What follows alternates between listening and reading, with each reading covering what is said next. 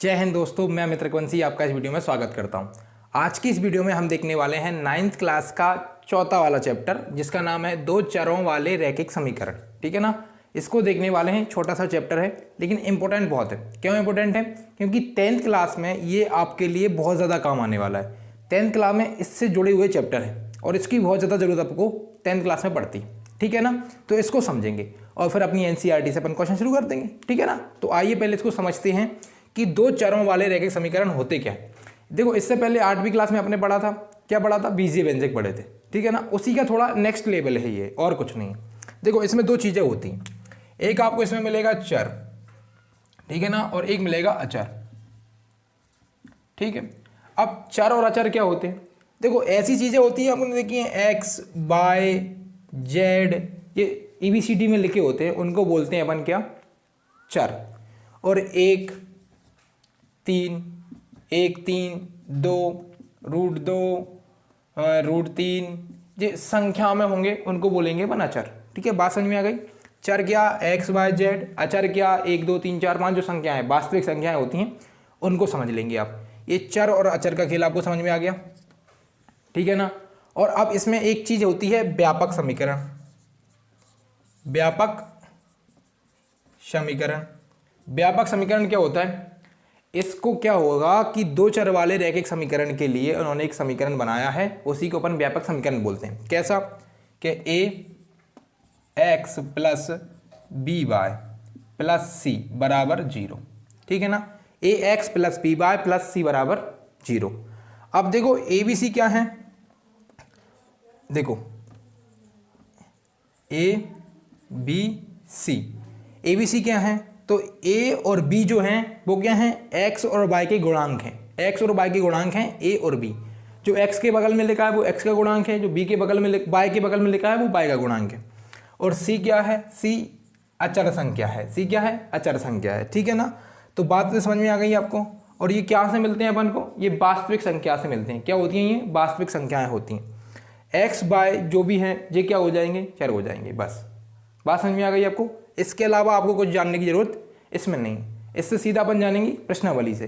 अभी अपन एग्जाम्पल पे चलने वाले हैं, इसको आप एक मिनट नोट कर लेंगे। अपन अभी एग्जाम्पल नंबर 1 सॉल्व करने वाले हैं। क्या करेंगे अपन? एग्जाम्पल नंबर 1, उदाहरण नंबर 1 देखने वाले हैं। ठीक है, इसको बड़े ध्यान से समझना, इसमें कुछ है नहीं है, बस आपको तुरंत समझ में आएगा। बोल रहे हैं कि नीचे दिए गए समीकरण को ax + by + c बराबर 0, यानी कि समीकरण जो अपन ने बनाया था वो ही है, के रूप में लिखिए और प्रत्येक स्थिति में ABC के मान ज्ञात कीजिए। ठीक है, मैं करके दिखाता हूँ। पहला वाला जो पार्ट है वो मैं आपको दिखाता हूँ। क्या बोला है उन्होंने? अपन को दिया है 2x + 3y बराबर में दिया है 4.37, ये अपन को दिया हुआ है। अब वो अपन से क्या बोल रहे हैं कि इसको व्यापक समीकरण के रूप में लिखिए। व्यापक समीकरण क्या होता है अपना? वो होता है ax + by + c बराबर 0। तो आपको दिख रहा है कि x के बगल में है वो a हो गया, y के बगल में है वो b हो गया। अब c की जरूरत है अपन को, तो c के लिए अपन को इसको नेक्स्ट लेवल लिखना पड़ेगा। कैसे लिखेंगे? 2x + 3y, ठीक है ना, बराबर 4। अब बराबर इसको एक काम कर सकते हैं अपन, क्या कर सकते हैं? देखो, अभी आपको क्या करना है कि बराबर के बस तरफ जो संख्या है उसको इस तरफ ले आओ। अब यहाँ पे ये किसकी है? प्लस की। इस तरफ आगे किसकी हो जाएगी? माइनस की, यानी कि -4.37 बराबर में 0। ये बात समझ में आ गई आपको। अब देखो, इससे इसकी तुलना कर दो, हो जाएगी ना। ax बराबर क्या है? 2x है, by बराबर क्या है? 3y है, c बराबर क्या है? 4.37 है। बात समझ में आ गई। बस लिख देंगे अपन। a का मान निकालेंगे, a का मान क्या हो जाएगा? 2, b का मान क्या हो जाएगा? 3, और c का मान क्या हो जाएगा? -4.37। ठीक है ना, ये तीनों के अपन ने मान निकाल दिए। बात समझ में आ गई आपको। इसी तरीके से आप इसका दूसरा करेंगे, तीसरा करेंगे और चौथा वाला भी कर लेंगे। चौथा, चलो ठीक है, चौथा वाला मैं करवा देता हूँ क्योंकि थोड़ा सा हिंट लायक है उसमें। ठीक है, शुरू करते हैं। आइए इसको लिखिए आप। ठीक है ना, अब चौथा वाला देखते हैं। देखो, चौथे वाले में क्या दिया उन्होंने? अपन को बोला है 2x बराबर y, 2x बराबर y बोला है। अब इसको पहले व्यापक समीकरण के रूप में लिखिए। व्यापक समीकरण क्या है अपना? ax + by + c बराबर 0। मैं इसको बार बार इसलिए लिख रहा हूँ जिससे आपको याद हो जाए, आपको भी इसको बार बार लिखना है जब तक याद ना हो जाए जब तक, ठीक है ना। अब यहाँ से इसको ऐसा बनाने की कोशिश करते हैं अपन, कैसे बनाएंगे कि देखो 2x बाय को इस तरफ लाएंगे, माइनस का बाय हो जाएगा। अब अपन को c की और ज़रूरत है, तो c के लिए मैं इसमें 0 जोड़ दूँ, इसका मान तो चेंज नहीं हुआ। देखो किसी भी संख्या में अगर मैं 0 जोड़ता हूँ तो संख्या को कोई फर्क नहीं पड़ता, उसी तरह से मैं इसमें अगर 0 जोड़ूंगा तो इस समीकरण को कोई फर्क नहीं पड़ेगा, लेकिन अपन को c का मान मिल जाएगा, बराबर 0 कर देते हैं। बात समझ में आ गई। अब देखो अब कुछ नहीं है, अपन को मिल गया ये a हो जाएगा, तो a बराबर क्या हो जाएगा आपका 2, b बराबर क्या हो जाएगा माइनस का 1, बाय के गुणांक में क्या है 1 है, जब भी यहाँ आपको कोई संख्या ना दिखे तो एक गुणांक मानना है, और c बराबर क्या हो जाएगा आपका 0, ठीक है ना। इसी तरीके से आपको बाकी के सवाल कर लेने, ठीक है ना। तो इसको नोट कर लिए अपन अगले वाले उदाहरण के ना। उदाहरण नंबर 1 समझ में आ गया। अब उदाहरण नंबर 2 समझते हैं। देखो उदाहरण नंबर 2 जो है एक जैसा ही है, कुछ है नहीं है, बिल्कुल सरल सवाल है इसके, बिल्कुल सरल सवाल है, बस आपको व्यापक समीकरण को अपने माइंड में लेके चलना है, ठीक है ना। देखो इसमें क्या बोल रहा है वो कि निम्नलिखित में से प्रत्येक को 2 चरों वाले समीकरण के रूप में व्यक्त कीजिए, और आपको पहला ही वाला दिया है x बराबर -5, ये आपको दिया है, और इसको व्यापक समीकरण के रूप में आपसे लिखने को बोल रहा है। व्यापक समीकरण क्या होता है आपको पता है, ax plus B Y plus c बराबर 0, इसके रूप में इसको लिखना है। तो कैसे लिखेंगे, देखो अगर मैं यहाँ पे ऐसे कर दूँ तो देखो x का गुणांक मैं मान लूँगा 1 को, ठीक है ना, माइनस लगा दो या प्लस लगा दो कोई फर्क नहीं पड़ता। आपको क्या करना है कि 0 के गुणांक में y लेना है। 0 का गुणा किसी में भी होता है तो 0 मिलती है, और 0 को किसी में भी जोड़ दो तो उससे कोई फर्क नहीं पड़ता, इसलिए मैंने मान लिया कि 0 गुणांक में y है और फिर बराबर में -5 है, ठीक है ना। अब इसको कैसे कर सकते हैं, 1x प्लस 0y, और यहाँ पे क्या करेंगे आप इधर ले लेंगे इसको प्लस का 5 बराबर 0 मिलेगा। बात समझ में आ गई, आपका आंसर हो गया। इसी के रूप में तो लिखना था इसको, ठीक है, ऐसे ही करना। इसी तरीके से इसके सारे कर लेंगे आप। अपन उदाहरण नंबर 3 पे चलेंगे अगर इसमें है तो, ठीक है ना। इसी की तरह इसके सारे कर लेंगे अपन चलते हैं 4.1 के ऊपर, ठीक है। अपन अब आ गए हैं प्रश्नावली 4.1 के ऊपर, ठीक है ना। उदाहरण दोनों समझ में आ गए, इसी तरीके से प्रश्नावली भी पूरी समझ में आएगी, दिक्कत नहीं लेनी है, ठीक है ना। देखो पहला वाला क्वेश्चन काफ़ी अच्छा है, सोचना और अच्छी तरीके से समझने की कोशिश करना। बोल रहे हैं कि एक नोटबुक की कीमत एक कलम की कीमत से 2 गुनी है। एक नोटबुक की कीमत एक कलम की कीमत से 2 गुनी है। इस कथन को निरूपित करने के लिए 2 चर वाला एक रैखिक समीकरण लिखिए। अब कुछ नहीं है, आपको देखो हिंट मिंट नहीं पढ़ना है, यहाँ पे आपको हिंट दिए संकेत, इनको नहीं पढ़ना क्योंकि पेपर में हिंट नहीं आती, डायरेक्ट क्वेश्चन आएगा। अब आपको क्या करना है, इसमें 2 चीज़ें आपको दी हैं। क्या दी हैं, एक तो कलम दी है, कलम, और एक क्या दी है आपको, नोटबुक दी है, नोटबुक, ठीक है ना। बस अब यहाँ से खेल शुरू होगा। कलम को आप x मान लेना, ठीक है ना, और नोटबुक को आप y मान लो, ठीक है ना। नोटबुक लिखने में थोड़ा दिक्कत दे रहा है, इसलिए पूरी नोटबुक को अपन क्या मान लेंगे y, कलम को क्या मान लेंगे x। अब क्वेश्चन आगे पढ़ेंगे। बोला है उन्होंने कि एक नोटबुक की कीमत एक कलम की कीमत से 2 गुनी है। एक नोटबुक की कीमत, एक नोटबुक की कीमत एक कलम से 2 गुनी है। बात समझना कि 1 रुपये में, मतलब अगर कोई भी कलम जो है 10 रुपये में आएगी तो नोटबुक कितने रुपये में आएगी, 20 रुपये में आएगी। समझ गए, कितने रुपये में आएगी, 20 में। मतलब जो है कलम के डबल है, ये क्या है, कलम के डबल। यानी इसको अपन ऐसा लिख सकते हैं कि x बराबर 2y, ठीक है ना, इस तरीके से लिख सकते हैं। और इसको फिर समीकरण में बदलना है तो कैसे लिखोगे कि x माइनस के 2y बराबर 0, यानी कि x की जो कीमत है उससे डबल है y की और इक्वल में 0। ये व्यापक समीकरण आपका बन गया। बस यही आपका आंसर है, इसको लिख के आना है, ठीक है। इसी तरीके से अपन अगला वाला क्वेश्चन करेंगे। क्वेश्चन क्या है कि निम्नलिखित रैखिक समीकरणों को ax plus by plus c बराबर 0 यानी कि व्यापक समीकरण के रूप में व्यक्त कीजिए और प्रत्येक स्थिति में a b c के मान ज्ञात कीजिए। इसी तरह के सवाल अपन ने उदाहरण नंबर 1 में और 2 में किए हैं, तो आप इसको कर लेना, कोई दिक्कत नहीं होगी। अगर आपको दिक्कत लगे तो बताना, ठीक है ना, कमेंट में, आराम से निकाल लेंगे आप, ठीक है ना। समीकरण को निरूपित करना है और a b c के मान निकाल देना है, ठीक है। अपन चलते हैं एक्सरसाइज 4.2 के ऊपर, ठीक है, आइए, ठीक है ना। एक्सरसाइज अपन 4.2 पे जाएंगे, उससे पहले अपन को मिलेगा एग्जाम्पल नंबर 3 यानी कि उदाहरण नंबर 3। उदाहरण नंबर 3 बड़ा अच्छा क्वेश्चन है, इसी से पूरी एक्सरसाइज हो जाएगी, उसमें कोई दिक्कत नहीं आएगी, बस इसको समझ लेना आप। क्या बोल रहा है कि उदाहरण आपको दिया है और बोला है कि इसके 4 अलग अलग हल ज्ञात कीजिए। मतलब मैं x की जगह पे क्या रखूं, y की जगह पे क्या रखूं कि इस पूरे का आंसर जो मुझे 6 मिले। समझ रहे हो ना? जैसे मैं इसका एक हल निकाल के देख सकता हूं, कैसे कि x की जगह पे मैं 2 रख दूं और 2 यहाँ पे है, y की जगह पे भी 2 रख दूं, तो मुझे क्या मिलेगा 2 और 4 दूनी, तो दूनी 4 और 2 6 मिलेगा, 2 + 4 = 6। तो एक हल इसके क्या होगा, एक हल होगा x बराबर और y बराबर अपन लिखेंगे कि x बराबर 2 रख दो, y बराबर 2 रख दो, ये तो एक हल हो गया। अपन को और भी हल निकालने हैं, तो आप सोच सकते हैं कि क्या हो सकता है। मैं एक हल ये भी निकाल सकता हूँ कि x बराबर मैं 0 रख दूँ। देखो x बराबर में मैं 0 रख दूँ +2 और y बराबर में 3 रख दूँ, तो फिर भी मुझे 6 मिलेगा, क्योंकि देखो 0 जोड़ेंगे कोई फ़र्क नहीं पड़ेगा, 3 दूनी 6, तो फिर मिल जाएगा कि जो x बराबर 0 मिल गया और y बराबर 3 मिल गया। ऐसा भी कर सकते हैं।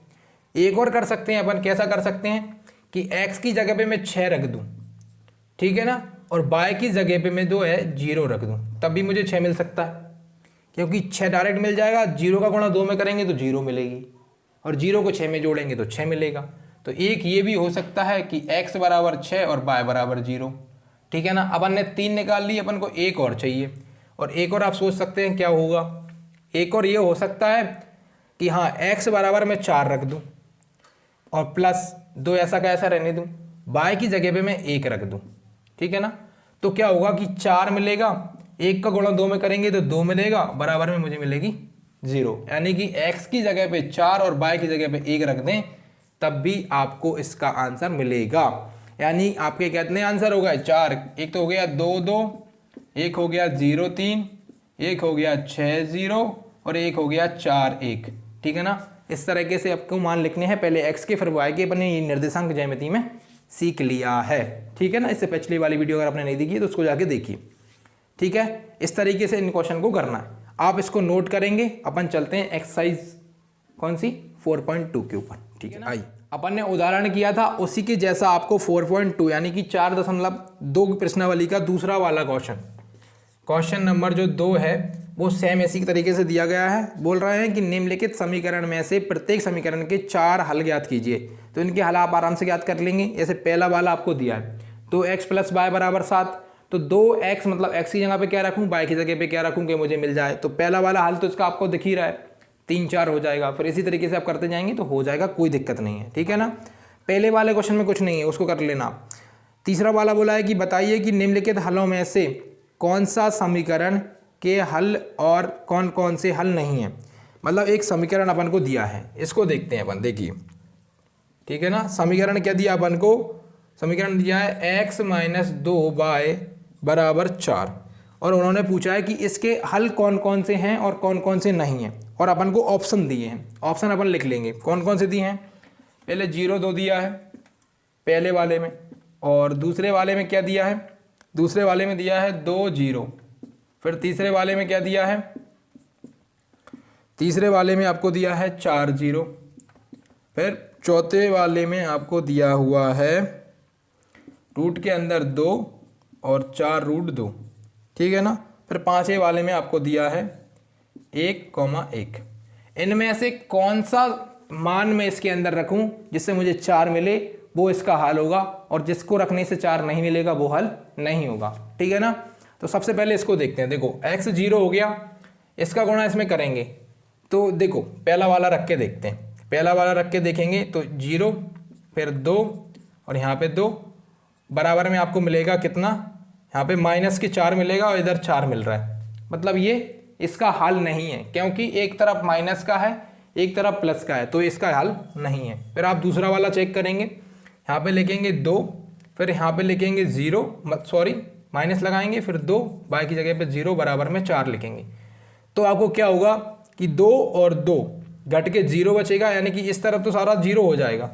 0 बराबर 4 थोड़ी है, तो इसका हल ये भी नहीं है। फिर अपन अगला वाला देखेंगे, तीसरा वाला x की जगह पे 4 लिखेंगे, फिर 2 और y की जगह पे लिखेंगे 0 बराबर में 4 लिखेंगे।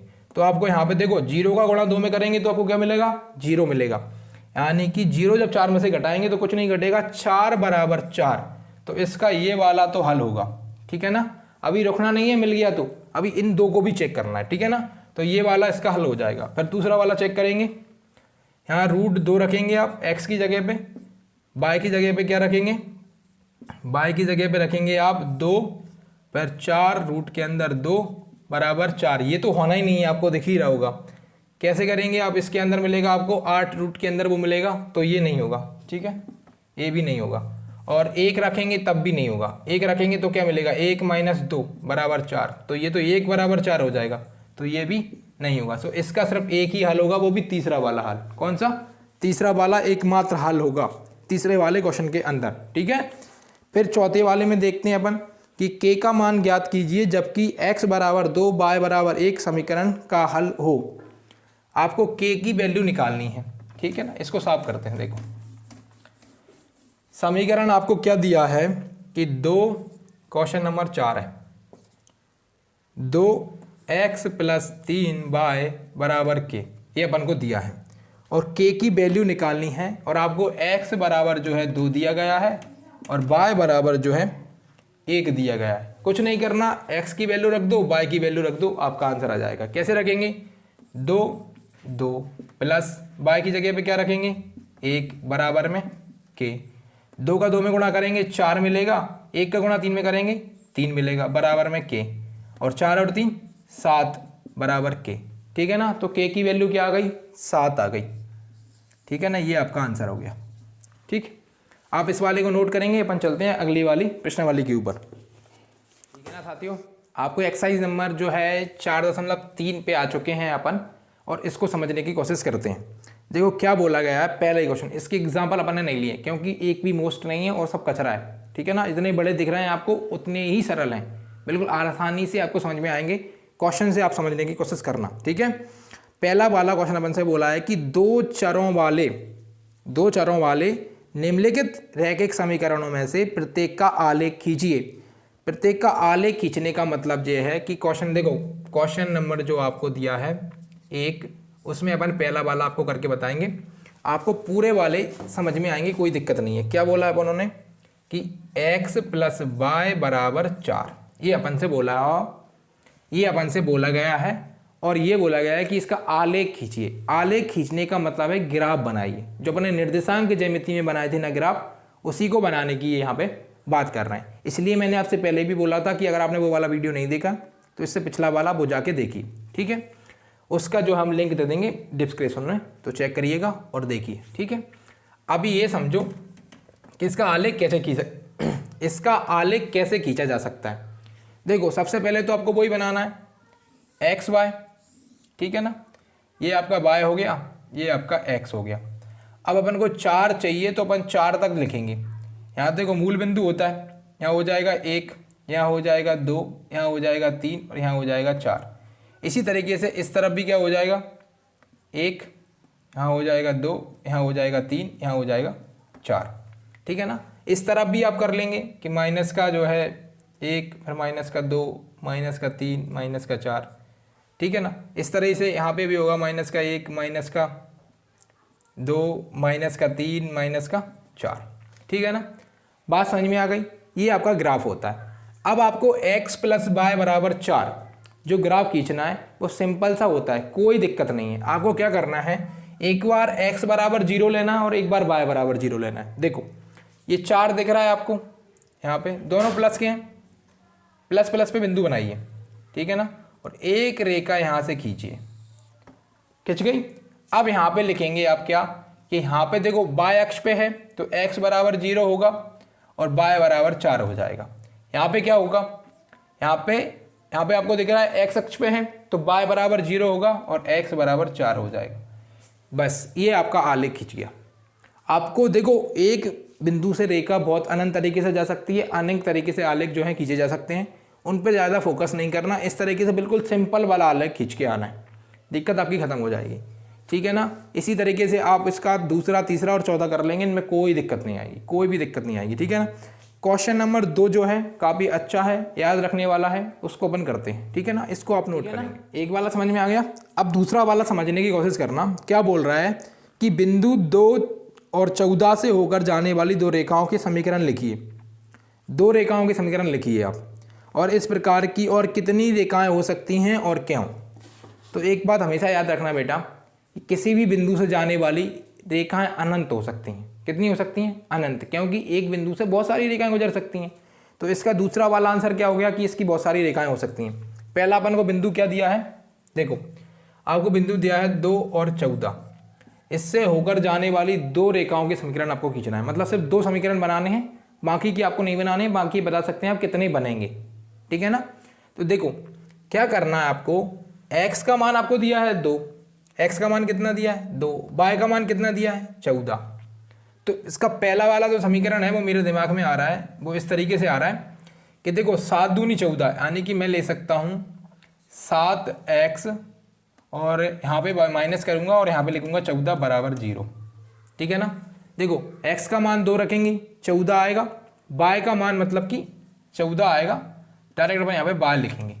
y का मान कितना दिया अपन को 14 दिया है, यानी कि यहाँ पे लिखेंगे अपन क्या 7 फिर 2 और माइनस के 14, तो 14 14 घट जाएंगे, आपको क्या मिलेगा 0। आपको लिखना नहीं है, आपको सिर्फ ये समीकरण बना के आना है।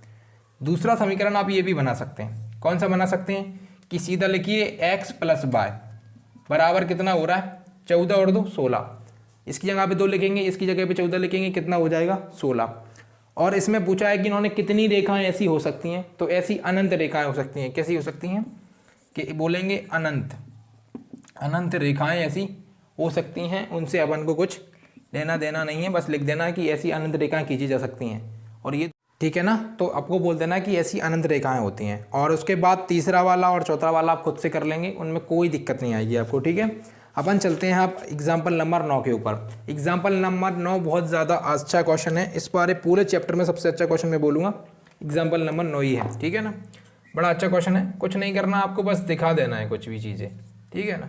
क्या बोल रहा है उसको देखेंगे कि समीकरण आपको दिया है, समीकरण आपको क्या दिया है 2x + 1 बराबर में x - 3, ठीक है ना, ये आपको दिया है। और बोला है को हल कीजिए और हल को एक संख्या रेखा पर दिखाइए और कार्तीय तल पर निरूपित कीजिए।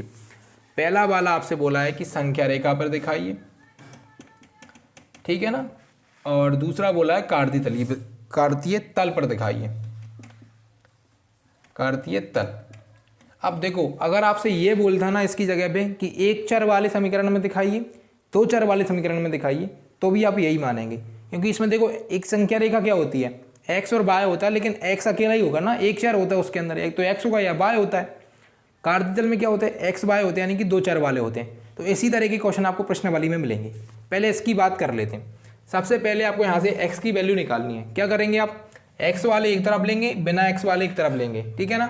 तो इसको इस तरफ लेके आओ x को, और इस एक को इस तरफ लेके जाओ। कैसे आएगा, ये प्लस का इस तरफ आके माइनस का हो जाएगा, -x, ये प्लस का उस तरफ जाके माइनस का हो जाएगा, ये घटेगा, यहाँ से x बचेगा, यहाँ से -4 हो जाएगा।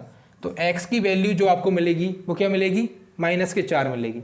अब आपको पहला वाला सॉल्व कर देना है, संख्या रेखा बनानी है। यहाँ से माइनस वाले 4 के ऊपर -1, यहाँ पे मिलेगा आपको 0, यहाँ पे 1 2 3 4, इस तरह का संख्या रेखा बनानी है। और 4 पे यहाँ पे लिख देना है x बराबर -4, बस ये दिखा दिया आपने संख्या रेखा के ऊपर, यहाँ पे टिक कर देना बिंदु रेखा, ठीक है ना। उसके बाद आपको क्या करना है, दूसरा वाला सॉल्व करना है। दूसरा वाला बड़ा सरल है, कोई नहीं है। पहले कार्तीय तल बनाएंगे, x और y बनाएंगे। इसको आप y बोलते हैं, इसको आप x बोलते हैं। -4 -3 -2 -1, 0 1 2 3 4, इस तरफ माइनस का, इस तरफ प्लस का। तो 1 2 3 4, 1 2 3 4, ठीक है ना। और आपको -4 कहाँ पे दिख रहा है, यहाँ पे दिख रहा है। यहाँ से एक रेखा खींचेंगे, यहाँ पे -4 दिखा देंगे कि यहाँ से यहाँ तक की दूरी जो है -4 है। आपको दिख गई, बस ये हो गया आपके सॉल्व। ये तीनों सॉल्व होगा इस क्वेश्चन के। अब आपको क्या करना है, इसी तरीके से देखो जो चौथे वाले का 4.4 का पहला क्वेश्चन है, उसमें y बराबर 3 दिखा देना है दोनों जगह। एक चर वाले में रेखा पे दिखाना है, 2 चर वाले में कार्यतल पे दिखाना है। इसी तरीके से दूसरे का करना है। उसके बाद आपको इसका सारांश पढ़ लेना है, ठीक है। और बस आपको सारांश ज़रूर पढ़ना है भाई। सारांश क्यों पढ़ना है? क्योंकि इसकी जितना मटेरियल इसमें आया ना वो सारांश में आपको बन जाएगा, और जितनी ओटी बनती है वो सारांश से बनती है। मतलब 1 नंबर वाले जो क्वेश्चन बनते हैं ना आपके पेपर में वो सारांश से बनते हैं, ठीक है। और ये वाला चैप्टर अच्छे से करना है क्योंकि ये 10th क्लास में आने वाला है। और इस वीडियो को शेयर करना अपने दोस्तों के साथ, इससे उन्हें भी फ़ायदा मिले। और हमको सब्सक्राइब करके रखिए अगर आपने नहीं रखा है तो, क्योंकि 10th में इसका आपका डबल फ़ायदा होने वाला है। पूरे सब्जेक्ट इसी वाले चैनल के ऊपर हम करवाएंगे फ्री में, और इसी मार्च से स्टार्ट कर देंगे। ज़्यादा टाइम नहीं लेंगे आपका। जैसे ही आपके 9th के पेपर खत्म होंगे और 10th का सिलेबस शुरू कर देंगे, वो भी फ्री, ठीक है।